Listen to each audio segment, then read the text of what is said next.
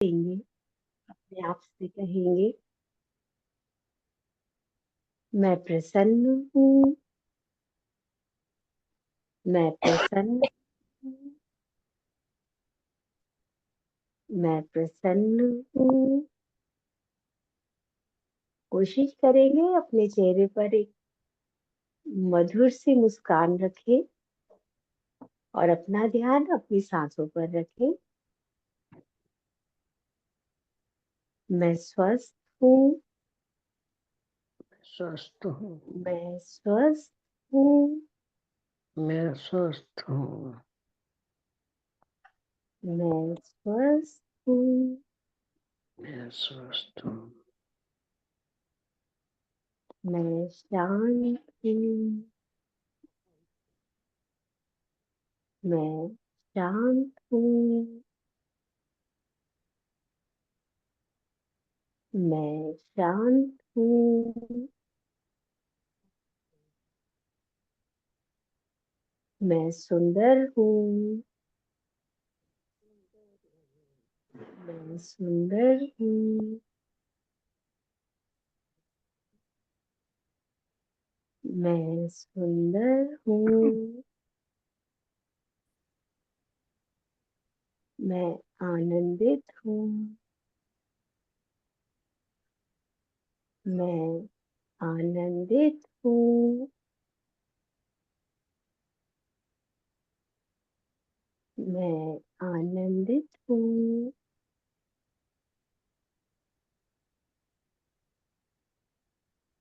परम गुरुदेव का ध्यान करते हुए अब हम सभी ओम का उच्चारण करेंगे।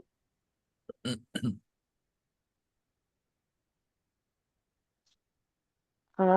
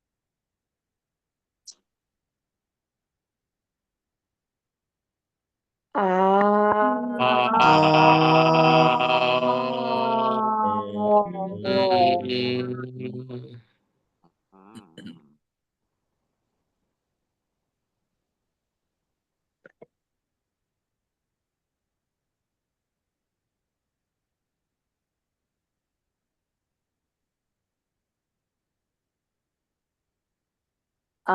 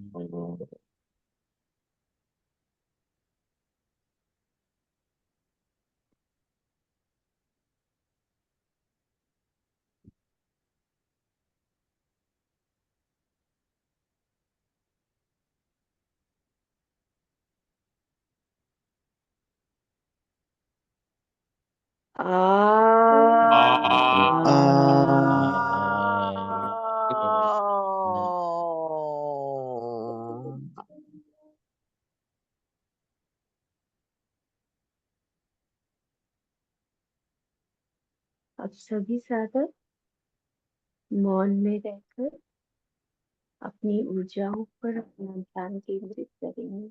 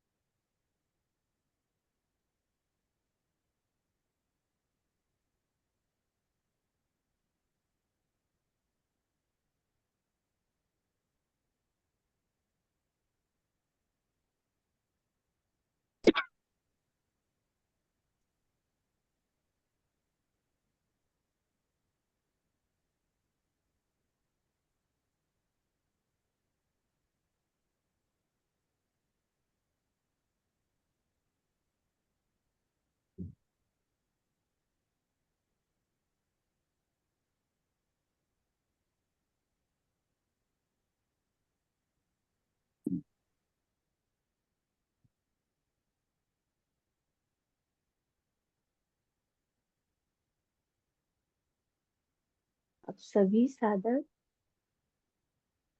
धीरे से मौन से बाहर आने की कोशिश करेंगे, ध्यान से बाहर आने की कोशिश करेंगे।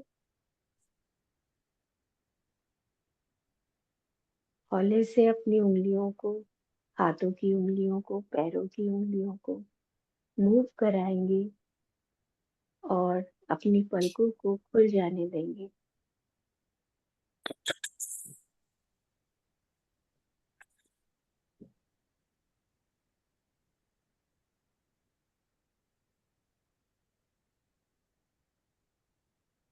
साधक, आपको अपना आज का अनुभव शेयर करना है तो प्लीज शेयर करिएगा।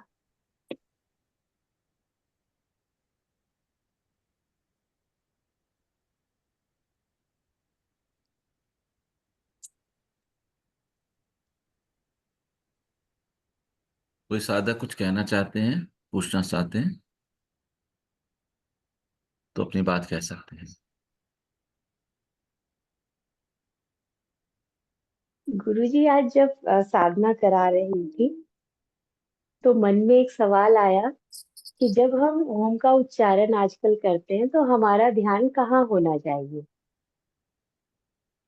तो जिस समय ओम का उच्चारण किया ये सोचते हुए, तो महसूस हुआ उस समय पूरे शरीर में, पेट में स्पेशली वाइब्रेशंस हुई।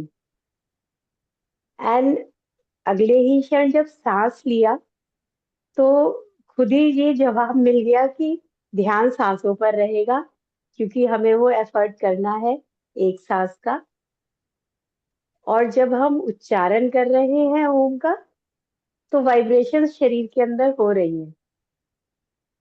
तो ये आज महसूस किया, इतने समय से हम ये ओम का उच्चारण मैं कर रही थी और मुझे समझ ही नहीं आ रहा था मेरा ध्यान कहाँ होता है।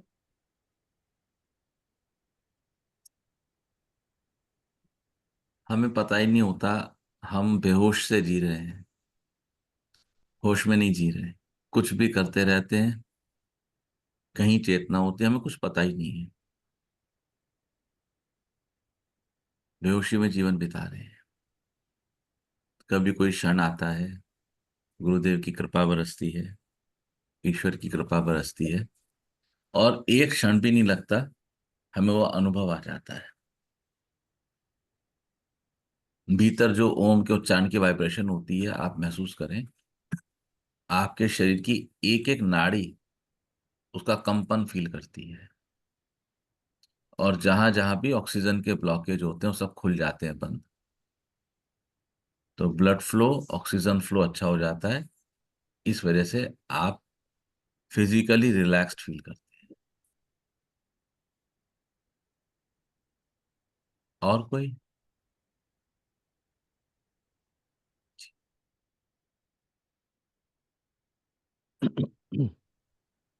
प्रभु जी, जैसे रात को सोता हूँ ना ध्यान करते हुए, तो सोने से पहले मुझे बहुत जोर से टप टप टप टप टप टप की आवाज आती है, जैसे कोई बूंदें गिर रही हैं। और जैसे उन बूंदों पे ध्यान जाता है तो वो अपने आप ही खत्म होने लग जाता है, मतलब और मैटर ऑफ सेकंड्स होता है कि वो उसकी आवाज साउंड चली जाती है। ये पिछले कुछ समय से हो रहा है। अब ये कोई फिजिकल प्रॉब्लम है मैं नहीं जानता हूँ, मतलब कोई medical problem, I am not aware of this thing. ये तो डॉक्टर साहब बता पाएंगे अच्छे से। हाँ, बाकी तो आप जानो।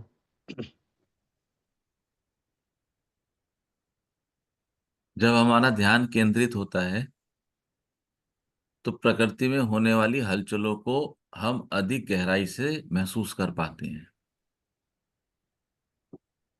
कई दफे ऐसा होता है, आपके साथ ऐसा है मैं नहीं कह सकता, कई दफे ऐसा होता है कि हम वॉश बेसिन यूज करके आए, और उसके बाद, ये तो घर का कोई और सदस्य वॉश बेसिन यूज करके आया, और उसके बाद वॉश बेसिन में जो पानी है उसके बहने का एक क्रम है। अंत में वो पानी बूंद बूंद के रूप में भी टपकता है। और क्योंकि अक्सर ये क्रिया होती है, सोने से पहले हम वॉशरूम जाते हैं, वॉश बेसिन यूज करते हैं, नहीं भी हो तो किसी बात नहीं, लेकिन अक्सर ये क्रिया होती है। और फिर अब हम ध्यान की चेतना में, हमारी जो इंद्रियां हैं वो ज्यादा गहराई से प्रकृति की हलचल या कोलाहल को ऑब्जर्व कर रही हैं, तो कई दफा वो बूंद टपकती हुई आपको आवाज महसूस हो सकती है। और फिर क्योंकि उस बूंद का एक क्रम है, पानी की एक नियत क्वांटिटी है, तो आपको कुछ समय बाद लगेगा कि अब आवाज नहीं है। इस संभावना पे एक बार गौर कीजिएगा। नहीं, ऐसा नहीं है। अलग अलग समय पे है कि मैं सोता रोज अलग अलग टाइम पे सोना पड़ता है, हो रहा है आजकल मेरे को।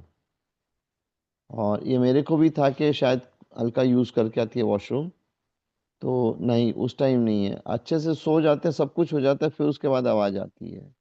आप देखो प्रकृति में कहाँ ये आवाज आ रही है, उसको खोजो। पीछे मत चल पड़ना रात को घर खोल के। उसको खोजो ठीक है, कहाँ ठीक से है, आवाज आती है। ठीक है। आपको नहीं, पता। मुझे ऐसा फील होता है कि शायद, अच्छा, सडनली मेरी जो सांस की गति भी बहुत स्लो हो जाती है ना, तो उसके साथ वो बूंदे, उसकी आवाज भी कम होने लग जाती है। वही कह रहा हूँ, मैटर ऑफ सेकंड्स के अंदर हो जाता है सब कुछ ये। पहले आप इसको बाहर खोजो, फिर भीतर देखेंगे। ठीक है। तो बाहर खोजो कि बाहर क्या संसार में प्रकृति की हलचल है। बहुत सारी आवाजें सुनाई देने लगती हैं, क्योंकि प्रकृति की, जैसे हमने पीछे गति की चर्चा करी थी, ऐसे ही आवाज भी है। तो प्रकृति की बहुत सारी आवाजें जो हमें सुनाई नहीं देती, साइंस जिसको बोलता है, वो 20 हर्ट्ज से छोटी हैं। 20 हर्ट्ज से कम की आवाजें हमें सुनाई नहीं देती। लेकिन वो आवाज तो है। और हमारी जो इंद्रियों की एफिशिएंसी है, वो सूक्ष्म तल पे आती जा रही है।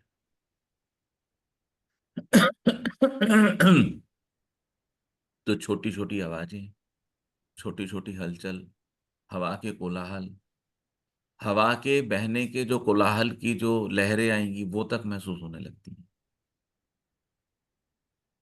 आपको अनुभव आने लगते हैं। आप अधिक ग्रहणशील हो रहे हैं। देख के निकल जाना है। ठीक है। और कोई? Sir Narayan Hari. Bless you, bless you. आनंद में बोलिए। सर मेरे को भी ना सर, जब ईश प्रार्थना करती हूँ, दूर की ध्वनि सुनती हूँ ना सर, तब तो सुनाई नहीं देती कुछ ऐसे आवाज। पर सर वैसे दिन में या फिर रात को सर मुझे बहुत आवाज आती है अपने कान में। और सर जब परसों में ईश प्रार्थना कर रही थी, तो मुझे ऐसा लगा कि जैसे कि बाहर तो है ही बहुत शोर, अंदर भी बहुत शोर है। सच में अंदर बहुत शोर है। अंदर का शोर शांत होगा तो बात प्रेम वाली आ जाएगी। कुछ टप टप सुनाई देता है। तो बाहर का शोर तो जो है वो रहेगा। अंदर का शोर शांत होना बहुत जरूरी है। भीतर का कोलाहल जैसे जैसे गिरता जाएगा, शोर शांत होता जाएगा, आप महसूस करेंगे कि जीवन निखर रहा है। जीवन में छांव आ रही है। जीवन में एक कोमलता आ रही है। और ये आप ही नहीं महसूस करेंगे, आपके आसपास के लोग भी महसूस करेंगे कि कुछ हुआ इनके साथ, कुछ घटना घट गई इनके साथ, कुछ ऐसा घटा जो तेरे साथ नहीं घटा। अगर भीतर का कोलाहल महसूस होने लगे तो अच्छा है। भीतर का कोलाहल महसूस ही तभी होगा जब इस कोलाहल को गिरना होगा। उससे पहले वो महसूस नहीं होगा। ये अरस परस की क्रियाएं हैं, दोनों साथ साथ चलेंगी। अगर भीतर का कोलाहल आपको महसूस होने लगा है, तो इस बात पे भी आप पूरा विश्वास रखना कि भीतर का कोलाहल अब धीरे धीरे कम होने का समय भी लगने लगा है।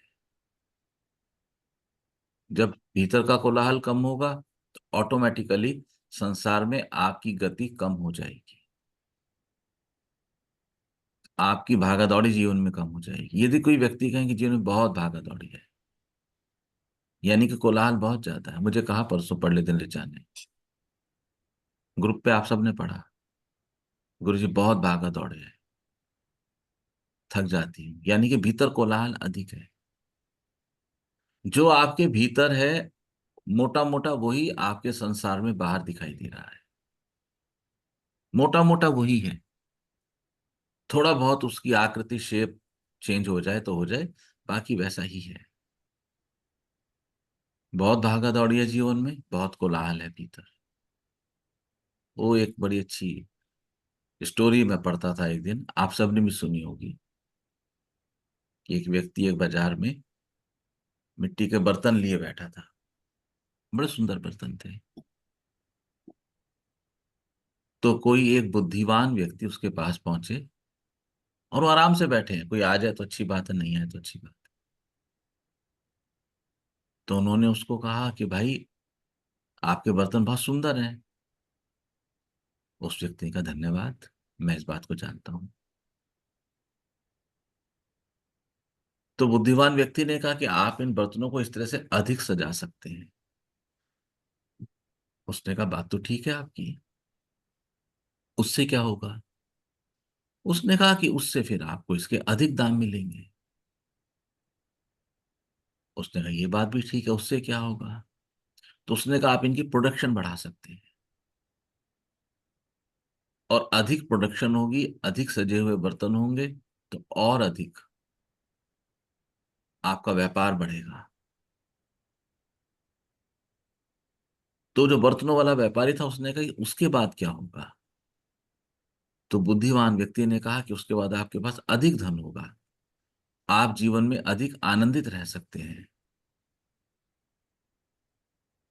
तो उस मिट्टी के बर्तनों के व्यापारी ने उस बुद्धिमान व्यक्ति से कहा कि मैं एक प्रश्न करूं। उसने कहा पूछिए ना। उसने कहा क्या आपको लगता नहीं कि मैं अभी भी आनंदित हूं? इसके लिए इतने कोलाहल की आवश्यकता क्या है? जब बात आनंद की ही है तो वो तो मेरे पास अब भी है। तो इसके लिए मैं पृथ्वी पर इतनी भागदौड़, इतना कोलाहल, इतना उपक्रम क्यों करूं?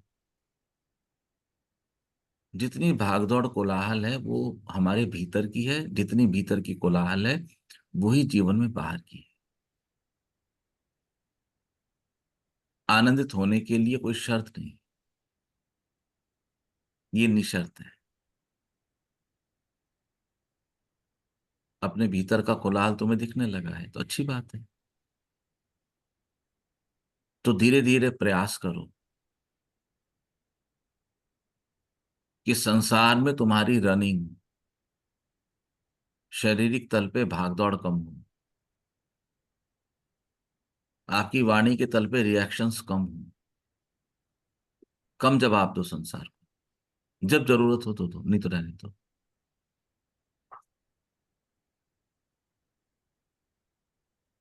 तो कोलाहल के कम होने के एक और तल को तुम पार करोगे। और मैंने अनुभव किया है कि हम जब भी इन डिवाइन सिचुएशंस में इन्वॉल्व होते हैं तो शुरुआती कुछ प्रयासों के बाद चीजें ऑटोमेशन में होने लगती है। अगर आपको ऐसा लगता है कि कोलाहल है तो थोड़ा सा कार्य कीजिए, देखिए अगला कदम क्या हो सकता है।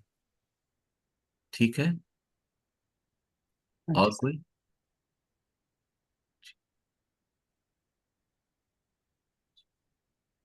गुरुजी, ये कोलाहल जैसे हमारी कुछ वासनाएं, कामनाएं, क्रोध, काम, तो ये ऐसे इस चलती हुई साधना में ऐसे क्या कुछ डिस्टेंस बना के दिखने लगती हैं कि जैसे मुझे कभी कभी फील होता है कि मैं हूं, या जो अंतर्मन जिसको हम कहते हैं कि वो अगर जागृत हो रहा है और ये दिखे कि ये नहीं हूं मैं, जो दिख रहा है मुझे कि मेरे ऊपर ये हावी होने की कोशिश कर रही है कोई चीज, या क्रोध होके गया तो होके तो चला गया लेकिन दिख गया मुझे कि ये तो मैं नहीं था, या ऐसा कुछ इस तरीके की प्रक्रिया होती है गुरुजी। क्रोध पे जल्दीबाजी मत करो, क्रोध अभी दूर की कौड़ी है। एग्जाम्पल की तरह मैंने बताया गुरुजी। वासना बिल्कुल सटीक पकड़ा। वासना। क्योंकि वासना मीन्स इच्छा, वासना से एकदम से बहुत ज्यादा वो होने की जरूरत नहीं है। इच्छाएं, जी। जब इच्छा पूरी नहीं होगी, भगवान ने अर्जुन को ये समझाया था, तो इच्छा पूर्ति में जब विघ्न पड़ेगा तो मूल बुद्धि उत्पन्न होगी, उससे क्रोध उत्पन्न होगा। तो इसलिए क्रोध अभी दूर की कौड़ी है, क्रोध बाद में। पहले देखो इच्छा, मेरी इच्छा क्या थी। जब इच्छा पूरी नहीं होगी तो मुझे एग्रेशन आएगा, फिर मेरी बुद्धि साथ देगी। इच्छा पूरी ना होने के एवज में जो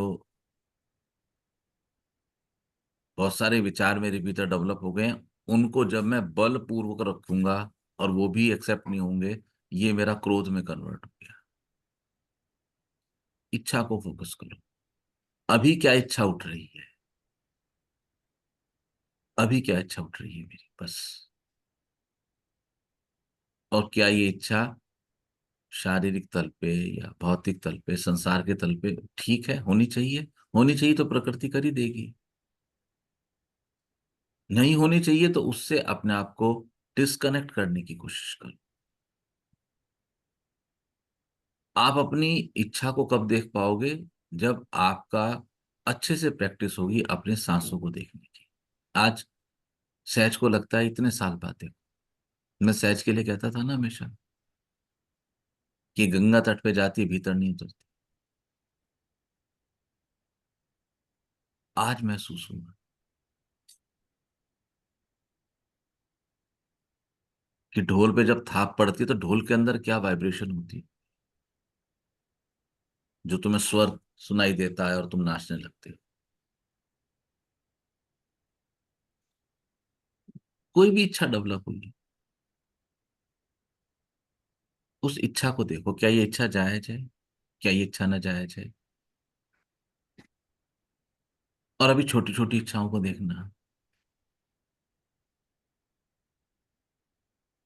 क्योंकि बहुत सारी इच्छाएं आप जबरदस्ती में बहे चले जाते हो, और फिर कोई गुरु जीवन में आते हैं और वो आपको समझाते हैं कि ये गलत है, फिर आप रुकते हो, फिर आप बह जाते हो। ये क्रम चलता रहता है, बहने का रुकने का, बहने का रुकने का। पर होता यह है कि धीरे धीरे बहना कम होता है, रुकना ज्यादा होता है। और धीरे धीरे जैसे जैसे आप रुकने के क्रम में आते तो आप किनारे लगते जाते हो। कश्ती रुकेगी तो किनारे की तरफ ही आएगी, बीच में तो बहेगी ही बहेगी। ये आप अपनी किसी भी एक्टिविटी में देख सकते हो।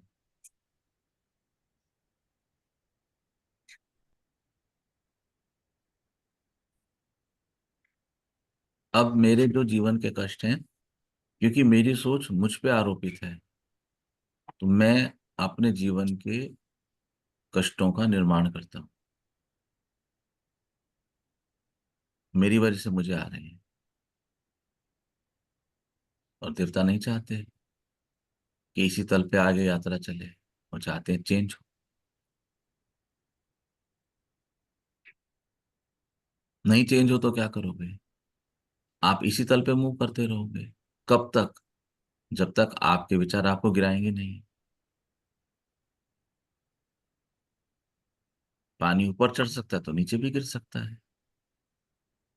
आप कहीं आध्यात्मिक किसी अवस्था पर पहुंच गए, आपने उसका अनुभव तो ले लिया, लेकिन बहुत ख्याल रखना, गारंटी नहीं कि आप वहां कंटिन्यू करेंगे।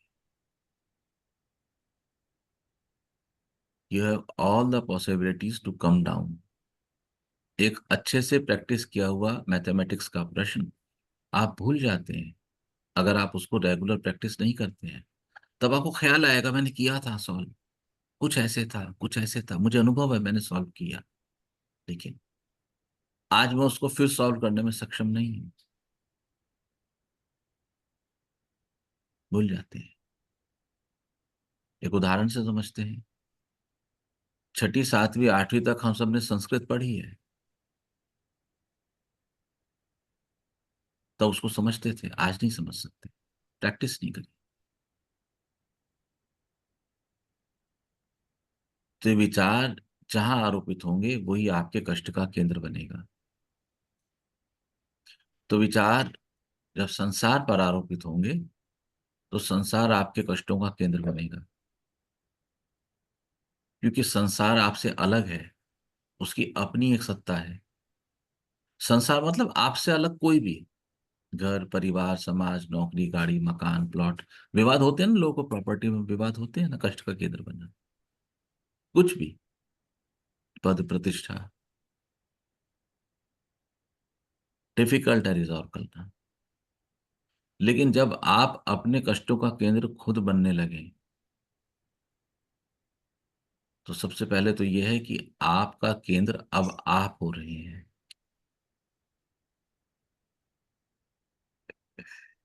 संसार नहीं रहा। और जब आप अपना केंद्र स्वयं होते हैं तो स्वयं को बदलना तो फिर भी आसान है। स्वयं को बदला जा सकता है। ये तभी संभव है जब आपने खूब अच्छे से अपनी चेतना को अपनी सांसों में डाल के अपने को जानने की प्रैक्टिस की हो।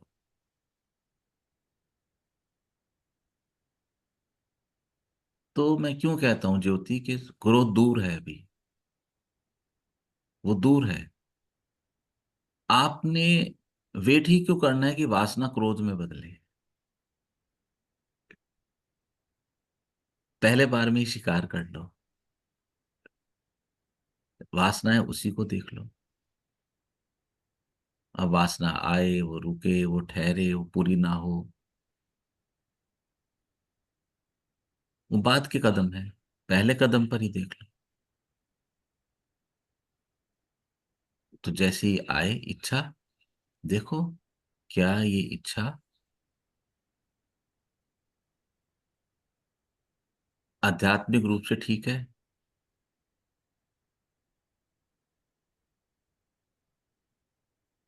अब आप कहो कि जी मैं पैसे कमाऊं, तो हाँ आध्यात्मिक रूप से ठीक है। अब आपको मैं नाजायज पैसे कमाऊं, ये वासना हो गई।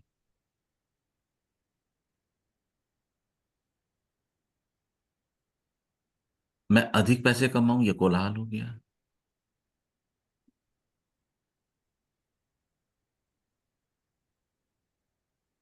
उसको वहीं पकड़ लो। जितना अच्छा सांसों पे ध्यान की प्रैक्टिस करोगे उतना अच्छे से देख पाओ। फिर प्रकृति में कोई पर्दे तो है नहीं, न सूरज का न चांद का, न तारों का, न प्रकृति का। पर्दे तो हमने पैदा किए, दीवारें हमने लगाई हैं। तो जैसे जैसे आप अपनी सांसों को देखते हैं, तैसे तैसे ये बने हुए बुद्धि के बेकार के पर्दे बेपर्दा होने लगते हैं। और आपकी एक बेहतर समझ पैदा हो जाती है। अभी नहीं पता पानी की बूंद की आवाज कहाँ से है, आइए उसको बेहतर समझ के साथ जानने की चेष्टा करें। बस इतना ही किया जा सकता है। लेकिन यदि आप सच्चे मन से ऐसा करने की कोशिश करेंगे और यदि उसमें आध्यात्मिक कल्याण का मार्ग आपके लिए निहित है, तो प्रकृति आपको सहयोग करेगी, सहयोग मिल जाएगा।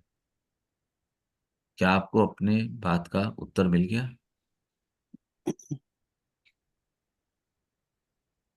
और कोई?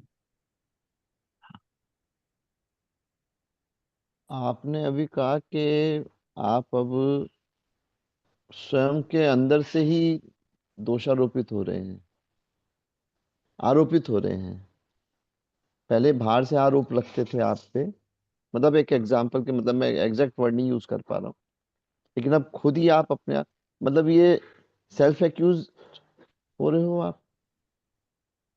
आरोपित शब्द नहीं था, हाँ, मैं केंद्र वही शब्द कमेंट, था। केंद्र शब्द था। मतलब हम अब खुद की गलतियां खुद ढूंढ पा रहे हैं, इसका मतलब ये हो गया। मैं मानता हूं इसमें गलत सही का मुद्दा नहीं है, ये सोच का मुद्दा है। क्या सही है क्या गलत है ये ढूंढ पा रहे हैं। अगर हम ऐसे देखें कि मेरी ये सोच, क्योंकि ये सोच इस वजह से है और इस वजह से मुझे कोलाहल होता है,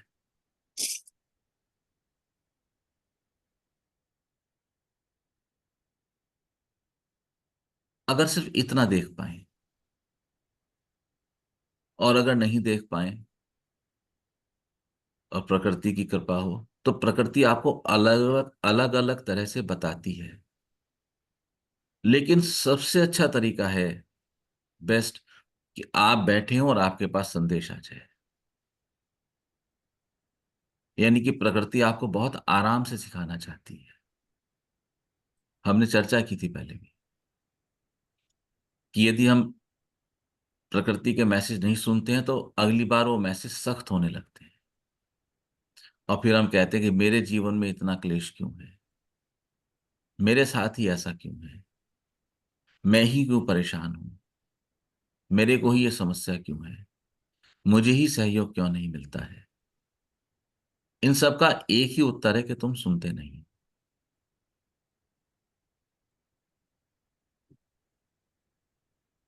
तुम्हारे भीतर अपनी तर्कपूर्ण बात ज्यादा महत्वपूर्ण है, और जब आप सामने वाले की नहीं सुनते, अपने तर्क रख के उसकी बात को नीचे करने की कोशिश करते हैं, तो आप बुद्धि के हाथों में खेल रहे हैं। आप स्वीकार करने में थोड़ा समय लीजिए, कोई बात नहीं, थोड़ा सा टाइम लगाइए, स्वीकार हो जाएगा। लेकिन ये देखिए कि क्या, अभी इनको दो तल से और समझ लें प्रेम। जब संसार के तल से आपको कष्ट आएगा तो संसारिक कष्ट होगा, लेकिन मुझे ऐसा लगता है जब आपको भीतर से उठेगा तो अब संसारिक कष्ट की बात नहीं होगी, अब आध्यात्मिक उत्थान की गति की बात होगी। तो जो भीतर से उठेगा तो उसको संसार के कष्ट से अलग करके जानना, तब वो शायद मेरे विचार से शारीरिक या भावनात्मक नहीं, या हो तो मैं कह नहीं सकता, मुझे अनुभव नहीं है, पर मुझे लगता है वो नहीं हूं। क्योंकि अब दिशा बदल चुकी है, दृष्टि बदल चुकी है। अभी जब आप इसको भीतर से उठता हुआ जानोगे तो आप ये जानोगे कि ये सोच आपके आध्यात्मिक उन्नति के लिए बंधनकारी है। उसका कारण बताता हूं। हम जब संसार की बात करते हैं, हम जब संसार की बात करते हैं, संसार में जाते हैं तो हम जनरली स्वार्थ से जाते हैं, वासना से जाते हैं। मैं मानता हूं स्वार्थ और वासना के तहत हमारे मूवमेंट जो होते हैं उनमें हमारा कोई भी आध्यात्मिक कल्याण निहित नहीं होता, लेसन्स निहित है, मैं ये मानता हूँ। कुछ हमें जानने को सीखने को मिलेगा, लेकिन जो बिंदु भीतर से उठेगा वो आपको बताएगा कि अब आपका अध्यात्म मार्ग इस दिशा से होके जाता है। आप उसको फॉलो करें या फॉलो ना करें, आप उसको फॉलो करेंगे तो पूरी संभावना है कि आध्यात्मिक तल पे आपकी गति अधिक हो जाएगी। आप आध्यात्मिक तल के उन लेसन्स को ज्यादा जल्दी और अच्छे तरह से सीखेंगे जो ईश्वर हमें या प्रकृति हमें या परम गुरुदेव हमें सिखाना चाहते हैं। और मेरा अनुभव है इसमें सबसे पहला और सबसे महत्वपूर्ण लेसन है समभाव का। क्योंकि जब सब एक ही हैं तो सबके प्रति समत्वता, समत्व भाव होना जरूरी है, समभाव। हम सब एक हैं।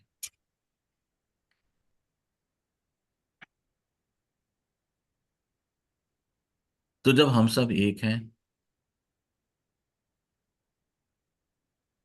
तो नो सिचुएशन ऑफ डिस्क्रिमिनेशन, ऐसा नहीं। फिर अगर 10 थाली लगे प्रेम के यहाँ भंडारा हो और सब गए और खूब सारी थालियां लग रही हैं, बिठा के खिलाया जा रहा है,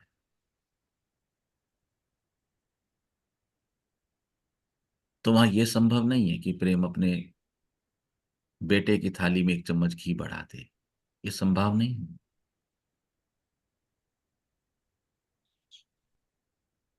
फिर तो जितना घी औरों की में जाए उतना आनंद आए, उतना ही घी अपने के में जाए तो भी आनंद आए।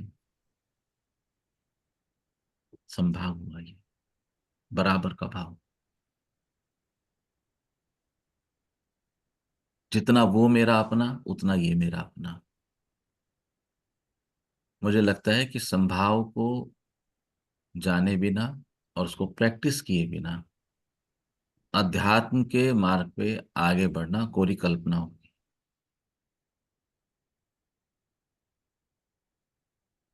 आपको जागृत रहना पड़ेगा। आपके संभावना, आपके संभाव की भावना को लोग मिसयूज ना करें, उसके लिए आपको जागृत रहना होगा। लेकिन संभाव, उसमें तो बहुत मजा आता है अब आजकल। आप जैसे कम, अभी आप बोले ना, अब थोड़ा सा कम बोला जाता है ना, तो पहले जो बहुत से लोग तो अब इरिटेट होते हैं, यार इतना कम क्यों बोल रहा है, जवाब क्यों नहीं दे रहा है, लड़ाई क्यों नहीं कर रहा है। अच्छा, सबसे बेस्ट पार्ट है आजकल, बहुत मजा है एक चीज में, क्या आ रहा है, बहुत फ्रैंकली बता रहा हूँ, Alka is more cooperative to me now. Oh, comfort. She is very much comfortable with me these days. And मतलब पहले तो कई बार बहस होती थी ना, आप पागल हो, आप में अकल नहीं है, ठीक है, लेकिन अब वो उसकी, ये डायलॉग तो ये सेम है, लेकिन उसके बोलने के लहजे में स्वीटनेस आ गई। या हो सकता है मेरे सुनने में स्वीटनेस मुझे महसूस हो रही है, ये भी हो सकता है, लेकिन बट आई फील कि she is a very polite way to speak to with. तो ठीक है, मैं इस चीज को बड़ा एंजॉय कर रहा हूँ। हम बदलेंगे, जग बदलेगा। हम बदल जाएंगे तो हमारा जग बदल जाएगा। और ये बदलता है, ये आपके अनुभव में। आपके भीतर जो गुलाब खिलेगा, उसकी गंध से आपका चमन महकेगा। जो जो पास आएगा वो उस खुशबू से आनंदित होगा। ऐसे ही परिवर्तन आएगा। और अगर आपका पड़ोस कहने लगे तो समझना कि वास्तव में कुछ हुआ है। पड़ोस ना कहे तो आपत्ति मत करना,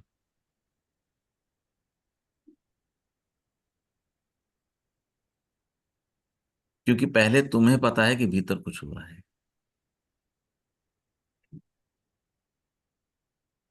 ठीक है, कल सुबह 8 बजे मिलते हैं। आप लोग साधना करते रहें और अपने अनुभव साधना के ग्रुप पे डालते रहें। नारायण हरि। नारायण हरि। नारायण हरि। नारायण हरि। नारायण हरि। नारायण नारायण। नारायण हरि। नारायण हरि।